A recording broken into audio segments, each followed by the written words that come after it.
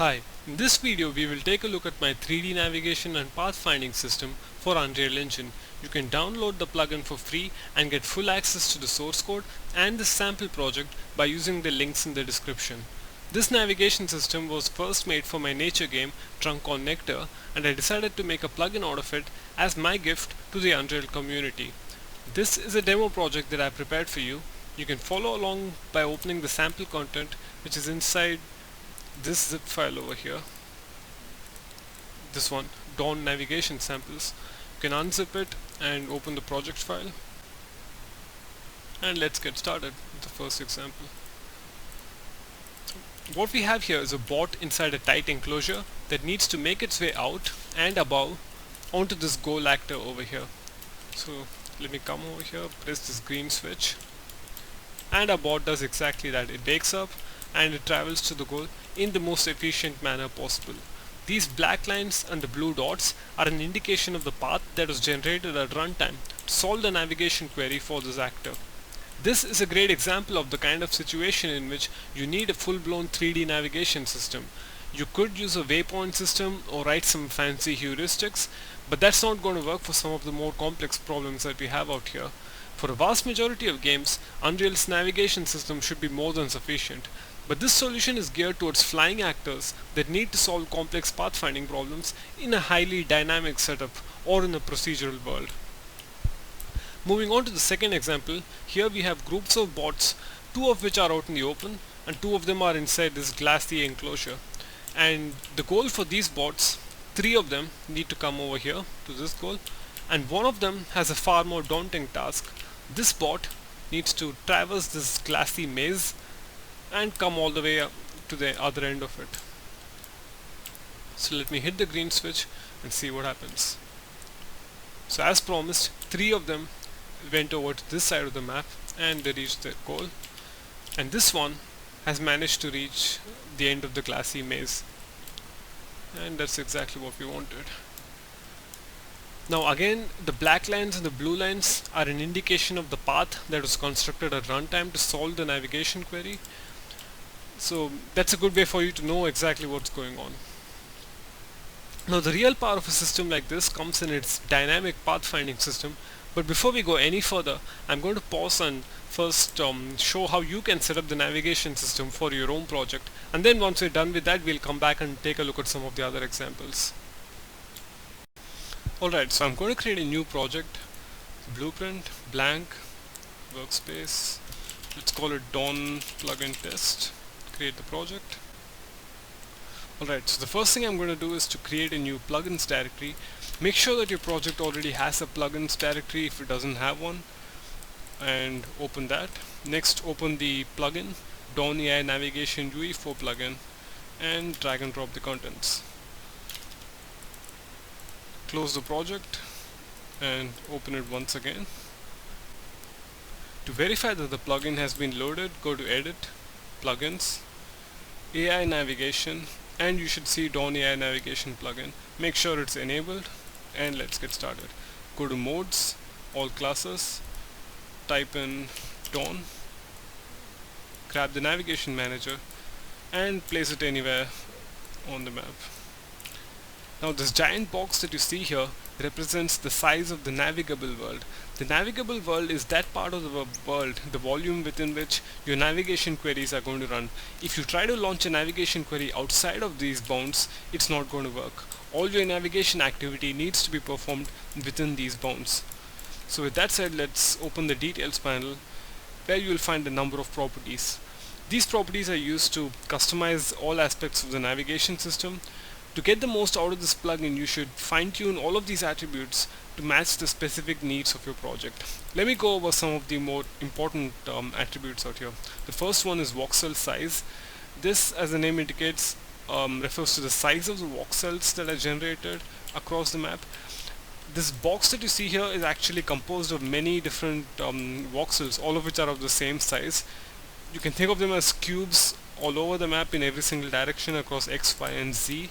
And the size of the cube is determined by the number that you type in here. So make sure that you understand this. As the size of the voxels decreases, the density of the voxel grid increases, and this makes it great for accuracy, but it can be really hard on the system. So lower voxels give you better results, more precise results, but they're also more expensive in terms of performance. Higher voxels are less precise, but they allow you to cover much larger parts of the map. For instance, if I take this thing and if I make it 500, you can see that the world, navigable world, expanded by 5 times. But 500 is way too big, so I'm going to take something more reasonable like 100, and I'm going to set these to much larger values instead. This in general is a pretty good strategy for you to adopt. Make sure that you find a voxel size that matches the needs of your project, that's good enough for all the collision geometry that you have, and once you've done that, change the grid size along X, Y, and Z to get what you want. A bad approach would be to change the voxel size to match the size of the world that you want. Don't do that, because the voxel size represents the accuracy, while the grid size represents the size of the navigable world. So make sure you use each one for the intended purpose. So with that said, obstacle detection, this is pretty self-explanatory. This represents the collision query channels that are used for performing collision checks. For most projects, world static and world default will do, but you can add your own if you like. You can even add actors to ignore for collision, and some of these other settings are pretty advanced. I don't want to talk about them now because we'll get back to them later, and it's probably going to make more sense to you then. One thing that I do want to show you is the debug visualization. If I open the level blueprint, I'm going to copy a whole bunch of notes that I had in my clipboard. You can get these notes from the sample content that I have for you. This is a great way to debug the project and to really get to grips with all of these values. It allows you to visualize the voxel size and the grid size and all of that. So I'm going to hit compile, create the variables, and if I hit play and I hit comma, I can actually visualize the voxels now. I can visualize the collision geometry, or the voxel representations of the collision geometry rather. And this is a great way for you to understand if your voxel size is too high or too low, and maybe in this case you get the feeling that maybe we could decrease it a bit, but to be honest, I would advise against that, because for a vast majority of projects this is good enough. You don't really need collision accuracy down to down to the last inch or anything like that. This should be good enough. You can hit backspace to clear all of the debug volumes, and you can even hit comma to enable or disable the navigable world. See that? If I hit this, the box appears and disappears. So this should help you get started with just setting up the map, but when it comes to actually using the system, you need to use either the behavior tree over here. Let me create a new behavior tree and fly 2. This is a node which I've created for you. It does a lot of most of the things that you would want from a navigation system. This node does it for you. It takes in flight location key, which is a vector, and it makes sure not only does it solve the navigation query for you, but it makes sure that your pawn or character manages to navigate from origin to destination. You also have a number of advanced properties that you can manipulate, but just bear with me on this, we'll get to it later. So the second way for you to use the navigation system is to create custom queries on your own. I'm trying to find the level blueprint over here. Yeah, there we go. So if I grab this DoN navigation, and if I type DoN navigation here, what we have here is the API or the blueprint library, which shows you all the different functions that are available to you. There's a whole wealth of functions here for all kinds of different navigation queries, but the ones that you're going to use the most are these: schedule dynamic collision update and schedule pathfinding task. So This node allows you to schedule a pathfinding query for an actor to a desired destination. There's a lot of parameters which you can manipulate here. I can just make these, and I can make that, and we'll get to some of these in more detail as I go back to the content examples, but for now it's good for you to know that some of these things exist, and this is how you interface with the navigation system. For a vast majority of users, you won't need this. The blueprint node that I've written should be good enough for you, because for most projects all you need to do is to take a pawn and move the pawn from one location to another, and for that this should serve all your purposes. This was written to be an equivalent of the move to node. So Unreal has a move to node which is great for characters who walk. My fly to node is meant to be the equivalent for characters that need to fly around and perform complex navigation queries. Alright, so with that said, let's move on and get back to the sample project. Now that I've shown you a bit of how the system works behind the scenes, we can actually open this bot up and see how it really works. So we have the bot here. The behavior tree used by the bot is coming from here, flight behavior. Let's open that. And here you'll find the fly to node that I talked about earlier. So the way this behavior tree works, it picks a goal. The goal is completely customizable, so the goal points to a goal queue actor, which in this case happens to be this. I'm not bound by this. I can easily move this anywhere I like. Let's run the first example again with this change. So this time the goal is up and our bot follows suit. I can even place this, let's try a slightly more complicated location, and I don't know if this is going to work. This is partly to satisfy my own curiosity. I'm going to place that there. And it works. Great. Anyway, so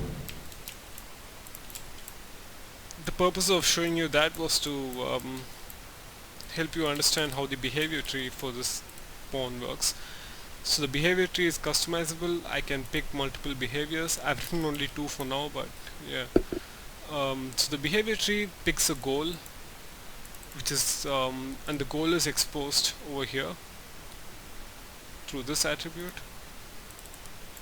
After picking a goal, it passes the location of the goal to the flight to node through a flight goal vector. If you look at the blackboard, the flight goal is a vector, meaning it takes in a world location. If you go inside pick goal, it uses an interface to extract the value that we are interested in, and then it gets the actor location, stamps it on the goal key. So you need to have a basic understanding of how behavior trees work to be able to use all of this. If you're just starting out with Unreal, I recommend spending more time on the basic tutorials first. It's probably unlikely that you're going to get all of this working right out of the bat if you don't know how behavior trees work in the first place. Anyway, so if this thing, if our fly to fails, I have a fail delay put in. So if you don't have this delay, it's going to hammer the system by performing multiple queries every single second. We don't want that. So this fail delay is put in as a way of protecting the system from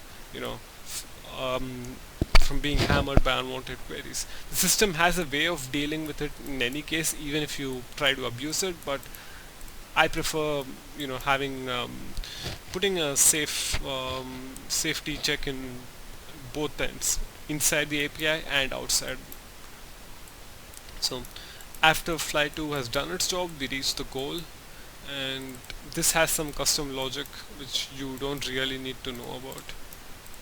And so all of these bots have this particular behavior. There are some other bots over here which have slightly different behavior trees. So if I look at this pawn, these bots rather, this has a different behavior tree in it. We'll get to that later. For now, let's move on to the fun stuff. This example is pretty neat. So you have a door that opens. We have 2 buttons over here. This allows me to lock or unlock the door as I please. So now the door is locked into place, and now if I wake up the bot, it goes here and it comes back and it goes there again. So the bot is going to keep looping between these two points, the home and the goal. Now what happens if I close this door? You see that? The bot is actually smart enough to know that the door is closed, and it picks a different path this time. The door is closed, so it goes through this narrow crevice in the wall, but if I open the door again, oops, just hold on. Yeah, let's leave it at that. This time it comes in through the most direct approach. So the bot is able to sense whether the door is open or closed, and it's able to respond to that.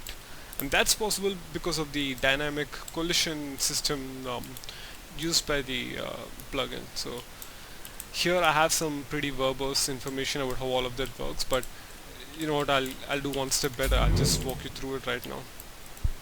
This door is driven through a blueprint. It's called a BP nav obstacle blueprint. All the obstacles here in this map, all the dynamic obstacles, use the same blueprint, BP nav obstacle. So I'm going to hit Control E to open the editor, and it's a slightly complex blueprint. Well, not as complex as some of the other ones you see out there, but you don't need to worry about any of this stuff over here. None of this is relevant to the plugin itself. From a plugin standpoint, you just need to focus on these. This is the main place where the magic happens. Schedule dynamic collision update.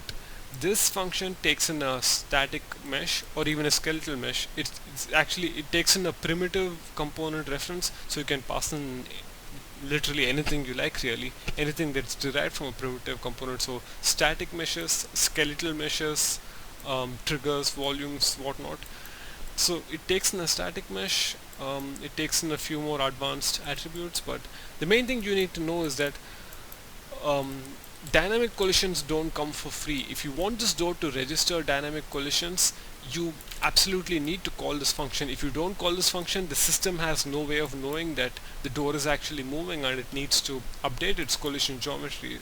So you don't need to call it every tick, but you do need to call it at a reasonable interval. In this case, I have a default value of that wasn't the right key.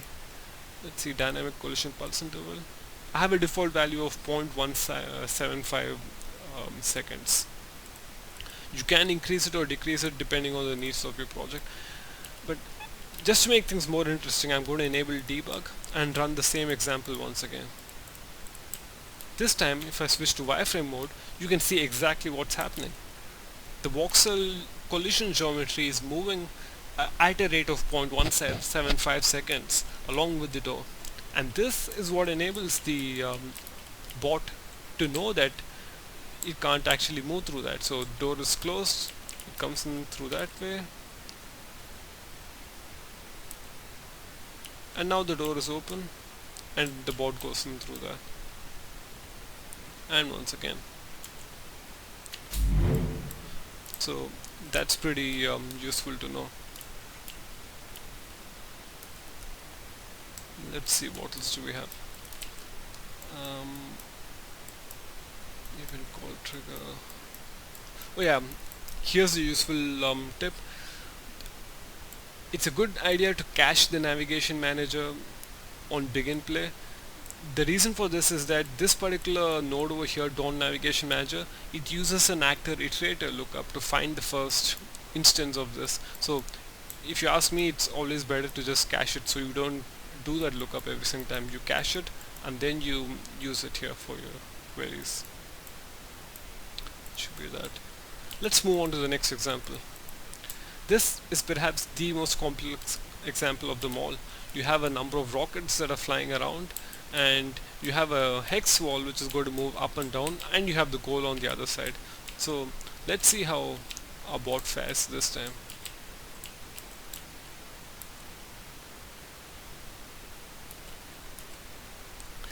The main thing to note here is that the paths are being recalculated every single time.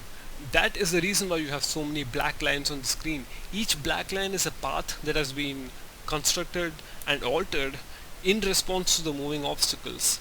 It's not perfect because, let's face it, this is a pretty extreme example. I don't expect your use cases to be this hard, but it gives a pretty good indication of what the system is capable of. And I think our bot is stuck here. This is not what I wanted, but you know, I think it's good to be honest about these things. This brings me to an important point. The system is not 100% there yet. There are issues like this, and so if you want to use this, you need to be prepared to face all kinds of strange bugs and glitches, and you know, it is what it is. I've tried my best to make it as, you know, bug free as possible, but from time to time your bot may get stuck, your bot may hit obstacles and things like that. But I still, on the bright side, I think, as you can see here, it's doing a pretty good job most of the time. What happened here was that it see that I just turned on some debug information for you. What happened over there was that the bot managed to crawl under this obstacle because it couldn't find any other way, and once it gets inside these red lines, it has no way out, because the system is not going to allow you to move from within an obstacle to, you know, free space in the green parts. So as long as the bot was in the green, so to speak, it did all right. But the moment it tried to crawl under and came over here, it got stuck. Now it shouldn't be too hard to fix all of this, so I'm not too worried about it. But if you plan to use this plugin for your game, you know, be prepared for quirks and strange issues like this. As I said, it's not perfect yet. Maybe someday it will be, but not yet. Anyway, so let me stop the simulation and turn the lines off. This is a much more simpler and a more practical use case than what we had going earlier. So I've written a lot of detailed tips for you. You can read these at your own leisure later, but yeah. Alright, so I'm going to take a break now, and when we come back, let's take a look at some of these other examples. Alright, so this video has gotten pretty long already, so I'm just going to breeze through the rest of the demo as quickly as I can.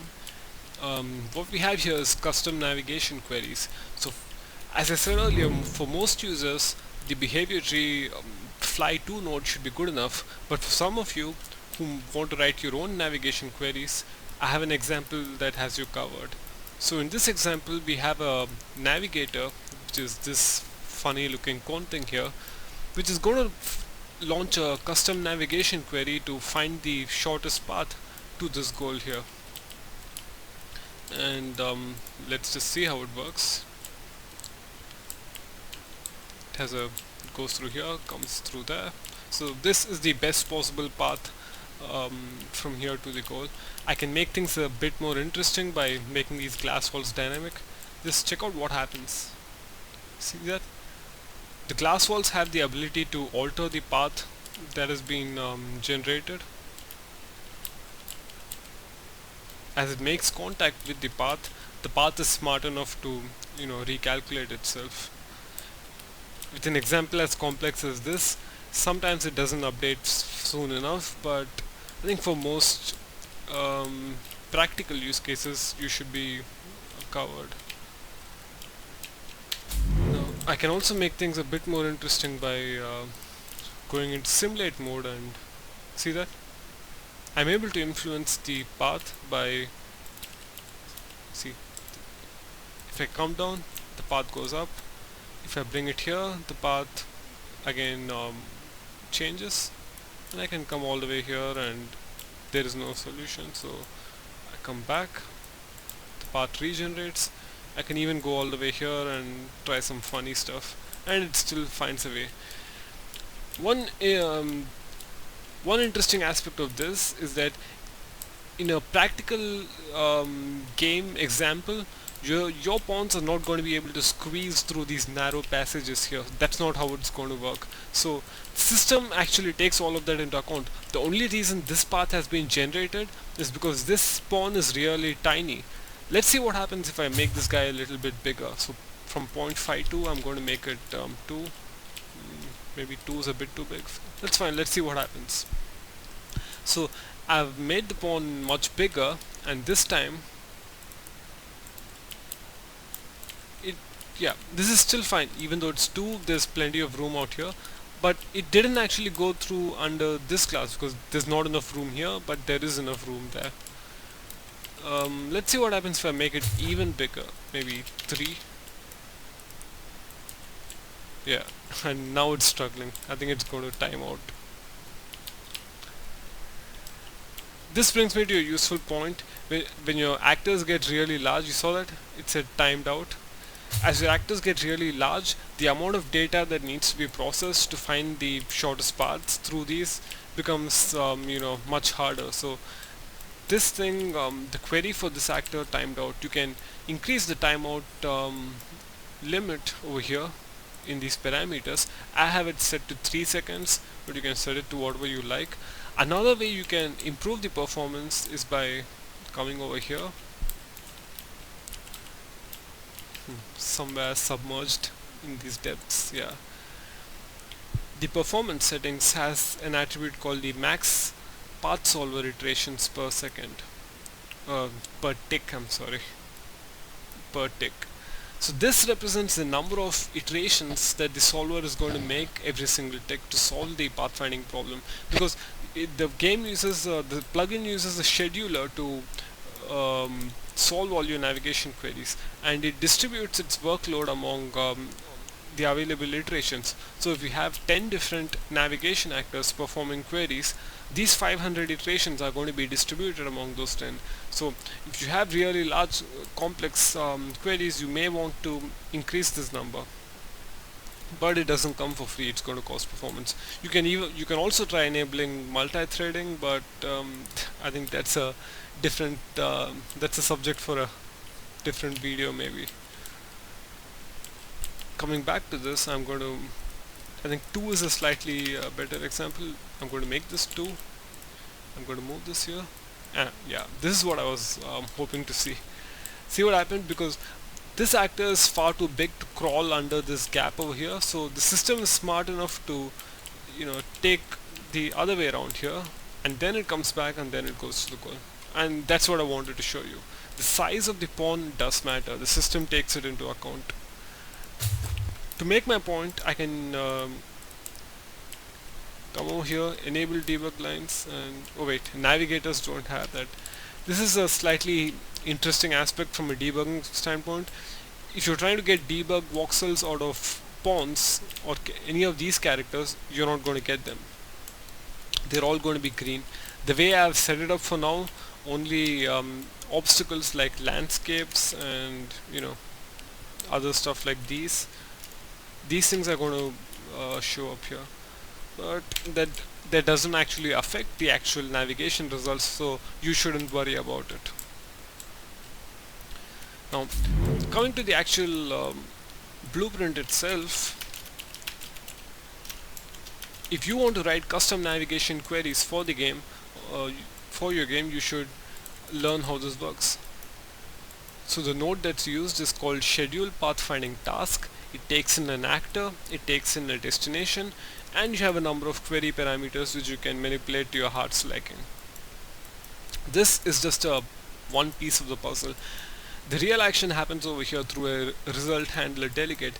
Because the system uses a scheduler, you're not going to get your results in a synchronous manner. This means the system is going to perform all of its activity in the background, and once it's ready, once it has your results, it's going to fire this delegate. So you need to this is where you need to check for your results. You're not going to get your results here in a synchronous manner. You need to create a delegate, and then through the delegate you can check for your result. You can use your pathfinding solution in any way you like. So there's some comments here for you. The second delegate you need to know is the dynamic collision listener. This listener is what makes it possible for the system to respond to dynamic collisions. If you don't have this thing set up, your pawn is never going to know that it needs to recalculate its path, and it's going to bump into obstacles all the time. So the way the collision listener works, each time a dynamic obstacle intrudes upon your path, it invalidates your path solution over here.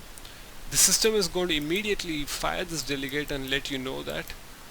And when this happens, you have the option to first stop listening to all the collisions you're already listening to. This is really important from a performance standpoint. You don't want to clog the system up with too many listeners, and then you perform your query once again. This goes all the way back here, and it's going to perform the query once more. To really make my point and make this easy for you to understand, I'm going to enable visualization of dynamic listeners, and now let's see what happens. You see these yellow boxes?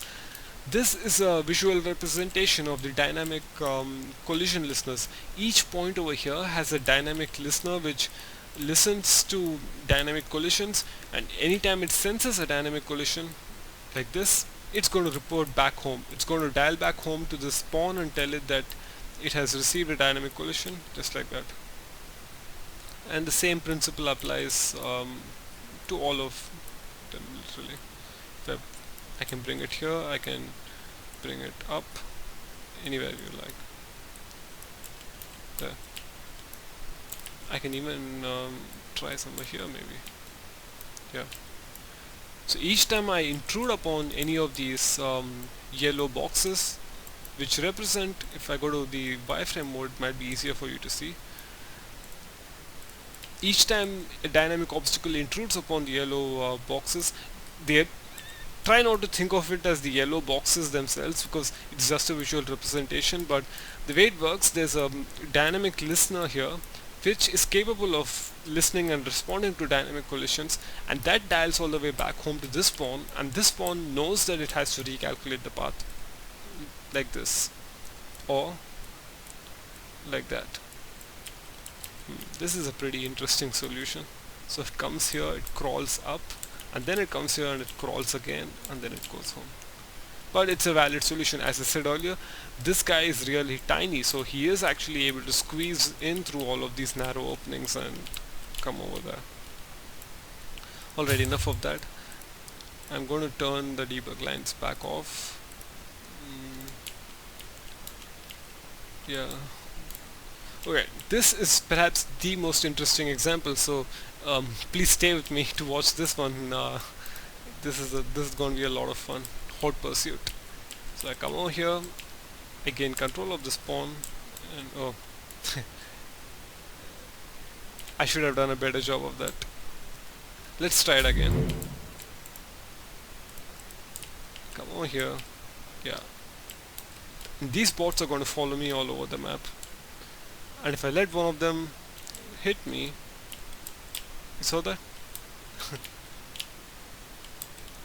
If I touch them, I'm going to get knocked away for miles. So let me try not to do that. I'm going to run for my life.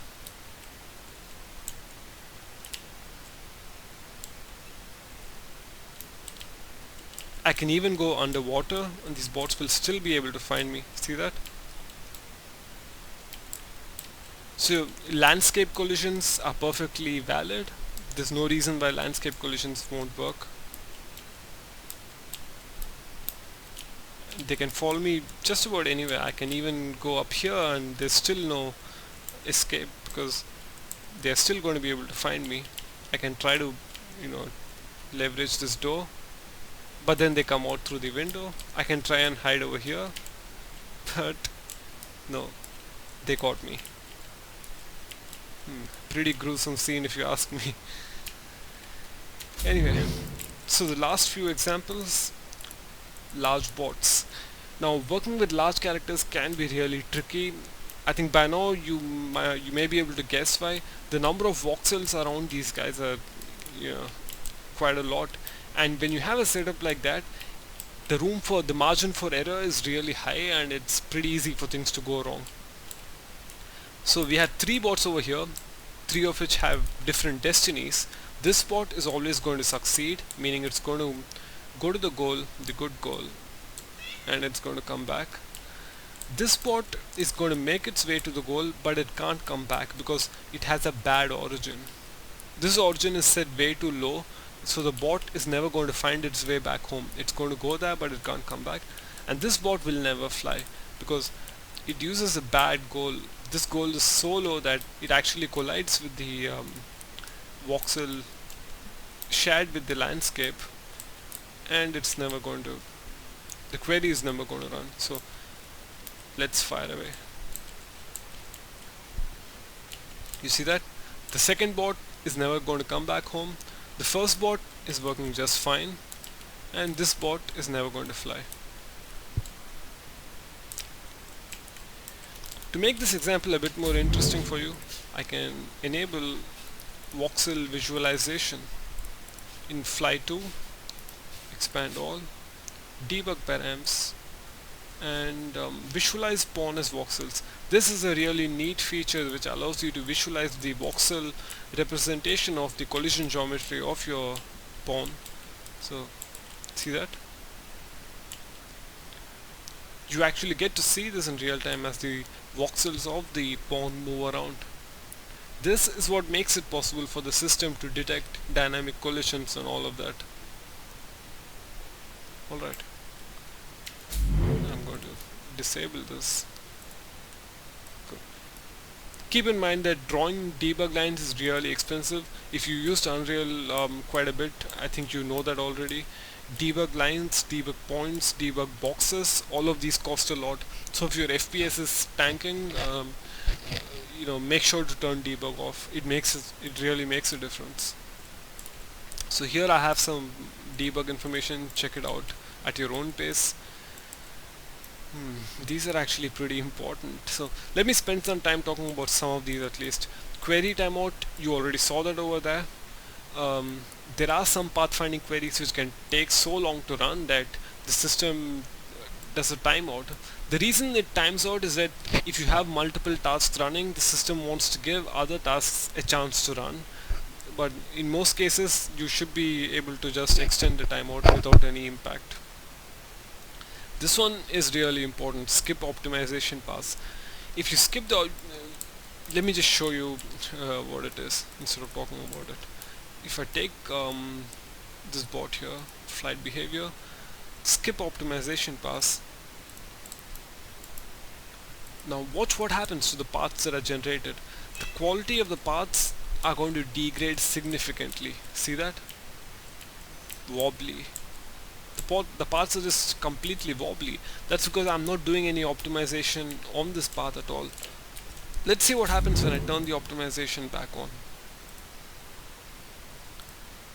I'm turning optimization on, come back here, and this time it's all smooth. The reason this happens is that, unless your voxel geometry is set to, unless your voxel size over here, should have kept this in a better place. Unless your voxel size is set to a really low value, it's mathematically impossible to get really good paths out of the system. So the way I compensate for that is to run an optimization pass over the first solution. I calculate a solution, and then from each point I try to find out the best possible direct path of travel. And this is what allows me to take a path which is wobbly and not aesthetically pleasing to look at, and optimize it into something which is far more intuitive. The reason you might want to turn this off is because like everything else, it costs performance. This actually uses the physics sweep API to manually sweep from point to point, and if you understand what that means, it is pretty expensive. And it's not unusual for a typical query to it can be something like 25 factorial. If you have 25 points, each point is going to calculate all the way up to the end of the chain. So it's going to be something like 1 into 2 into 3 into 4 all the way up to 25, something like that. The number of combinations is really high. You can limit the number of combinations by decreasing this parameter over here, max optimizer sweep attempts. By setting this to a low value, you can clamp the number of optimizations that are done for each node. And just so I give you a chance to understand what that actually means, from this blue point over here, the system is going to run as many optimization passes as it can to this and then to this, all the way up to the goal. By setting the number of optimization passes to a low value, the system is only going to try to optimize a certain number of times. For instance, we set it to a small value like 3, it's going to go 1 and then 2, and then somewhere over here it's just going to give up. It's going to say I'm not able to optimize further, and then it's going to move on to the next node, and this node is also going to try optimizing once, twice, thrice, and so on. Now if you didn't understand what all of that meant, never mind, because the system is a pretty complicated one. If you're familiar with C++ code, just jump straight inside and I think it'll make a lot more sense from there. Coming back here, yeah, I already talked about this. Alright, the last one, physics obstacles. Pretty self-explanatory. Sometimes, for some strange reason, you might want to include physics simulations as obstacles for your game, and the system allows you to do that, but the accuracy is pretty poor. As you can see, you can increase the accuracy by decreasing the voxel size, but I think for most games this should be more than enough. Now you don't get this for free like everything else. This comes at a cost. The way I make this happen for physics simulations is by forcibly reloading the collision cache. The system uses a cache where it maintains collisions. Now this could be the subject of a completely different video running into several hours long. It's a really complex topic by itself. I'm not going to inundate you with facts that you might not understand now, but suffice to say that if you want physics collisions, then you need to reload the collision cache every single second. So this value, which should almost always be set to false, needs to be set to true. And the way I achieve that, I have a flag over here saying always reload collision cache. So this then comes back here, sets it to true. So only do this if you really need to. For most cases, such as these, the collision will only be calculated once. It will be stored in the collision cache, and then throughout the lifetime of your game session, the collision cache will serve all of these collisions from it. Now there's a lot of advanced tricks and techniques you can do with the cache. For instance, if I select all of these, you'll notice there's something called custom collision cache identifier. This is a smart way of optimizing your performance by grouping like obstacles together into a single cache key. Now I don't want to spend too much time talking about all this because it's a pretty complex subject by itself. If you want to know more about it, let me know, and if I get the time, I can do it in another video. But for now, this is it. Feel free to try the plugin, try the sample project, and let me know what you think. I hope you find this useful, and it would make me really happy if I see some games coming out there which make use of my system. This system is one of the main components of my own game, Drunk on Nectar, a nature game. So you can be sure that it will be maintained, and I will continue working on the system for the foreseeable future. And that's it. Alright, thanks a lot for watching.